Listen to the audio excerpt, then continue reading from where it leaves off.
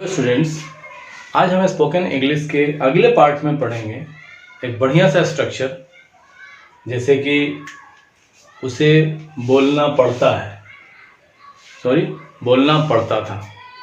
आज जो हमारा स्ट्रक्चर है, पड़ता था या ना था। जैसे मुझे गेंद खेलना था, ऐसा अगर दिया हुआ है तब उसकी इंग्लिश कैसे बनाते हैं, या मुझे गेंद खेलना पड़ता था।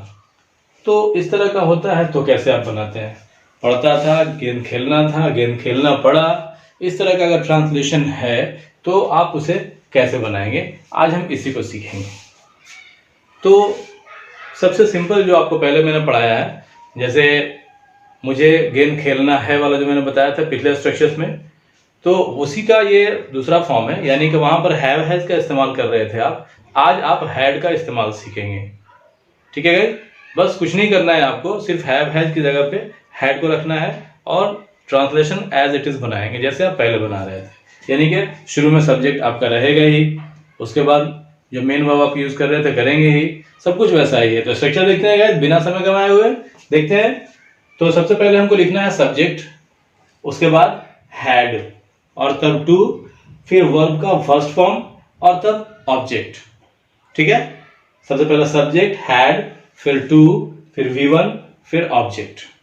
जैसे उसे नहाना पड़ा, क्या है, उसे नहाना पड़ा, तो आप बनाएंगे he had to bath, बन जाएगा।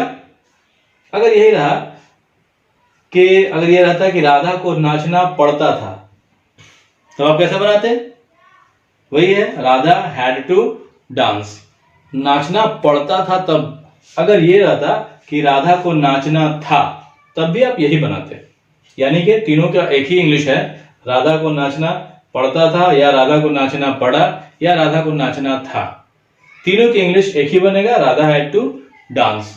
अगर गाइस इसका नेगेटिव करना है, यानी कि नकारात्मक ट्रांसलेशन है, नहीं वाला है, जैसे बच्चों को रात में नहीं सोना पड़ा, या बच्चों को रात में नहीं सोना था, या बच्चों को रात में नहीं सोना पड़ता था, ऐसा अगर दिया हुआ है तो आप कैसे बनाते हैं। बस कुछ नहीं करना है आपको, इसमें सब्जेक्ट के बाद में हैड लिखते हैं, उसके बाद नॉट लगा देते हैं नेगेटिव बनाने के लिए, उसके बाद टू वर्ब का फर्स्ट फॉर्म और तब ऑब्जेक्ट लिखते हैं। जैसे यहाँ पर लिखा हुआ बच्चों को रात में नहीं सोना पड़ा, तो आप बनाएंगे children had not to sleep at night. ठीक है, और भी कुछ हो सकता था, जैसे मुझे यहां नहीं रहना था, I had not to live here, या मुझे यहां नहीं रहना पड़ा, I had not to live here, या मुझे यहां नहीं रहना पड़ता था, तो वही बनाएंगे I had not to live here. मतलब हिंदी इसके तीन हो सकते हैं, लेकिन इंग्लिश जब बनाएंगे तो इंग्लिश वही रहेगा। ठीक है गाइस, इसका इंट्रोगेटिव देखते हैं हम लोग। जैसे क्या आपको जंगल में रहना पड़ता था, कोई आपसे सवाल कर रहा है तो आप कैसे करते हैं उसके सीखेंगे। जैसे क्या आपको जंगल में रहना पड़ता था, या क्या आपको जंगल में रहना पड़ा। ठीक है, या क्या आपको जंगल में रहना था। ये तीनों अगर हिंदी है तो उसकी इंग्लिश एक ही बनेगी। कैसे बनेगी, had you to live in the forest. Structure जो है आपका, सब्जेक्ट पहले लिखेंगे, उसके बाद पहले हैड लिखेंगे, फिर सब्जेक्ट लिखेंगे और तब टू लिखेंगे, उसके बाद वर्ब का फर्स्ट फॉर्म और तब फिर ऑब्जेक्ट। ठीक है, जैसे क्या आपको एक फिल्म देखना था, तो आप बनाते had you to watch a film, बन जाएगा। या क्या आपको फिल्म देखना पड़ता था, तब भी आप वही बनाएंगे had you to watch a film. अगर इसी सेंटेंस का WH हो, यानी कि इंट्रोगेटिव सेंटेंस तो है, लेकिन इंट्रोगेटिव का दूसरा पार्ट यस नो क्वेश्चन नहीं, WH क्वेश्चन है, यानी कि क्यों, कब, कहां, कैसे, कौन, इस तरह का अगर ट्रांसलेशन, इसी ट्रांसलेशन में अगर ये सारे वर्ड्स लगे हुए हैं, WH क्वेश्चन वाले वर्ड लगे हुए हैं, तो आप उसको कैसे बनाएंगे। कुछ नहीं करना है आपको, जैसे इंट्रोगेटिव का स्ट्रक्चर था वही स्ट्रक्चर यहाँ रहेगा, उसके पहले सिर्फ WH को लिख देना है। देखेंगे आप, WH, उसके बाद हैड और तब सब्जेक्ट, WH हैड सब्जेक्ट तब टू, और उसके बाद वर्ब का फर्स्ट फॉर्म और तब आपको ऑब्जेक्ट लिखना होता है।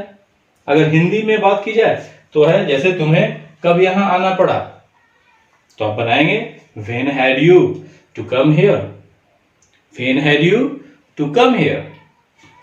दूसरा था शेर को क्या करना पड़ता था? What had a lion to do? बन जाएगा जैसा। तो इस तरह के प्रैक्टिस खुद भी आप करेंगे, खुद से आप हिंदी में इसके सेंटेंसेस लिखेंगे और फिर उसकी इंग्लिश करेंगे। बहुत ही आसान है। डेली अगर जितने स्ट्रक्चर्स मैंने आपको बताए हैं सबका अगर प्रैक्टिस करते जाएंगे तो आपकी इंग्लिश इंप्रूव होती चली जाएगी। ठीक है गाइस, अगर वीडियो अच्छा लगता है तो लाइक जरूर कीजिएगा, अगर चैनल पर नए हैं तो सब्सक्राइब जरूर कर लीजिएगा ताकि आपको इस तरह के वीडियोस मिलते रहें। मिलते हैं गाइस अगले वीडियो में, तब तक के लिए बाय बाय।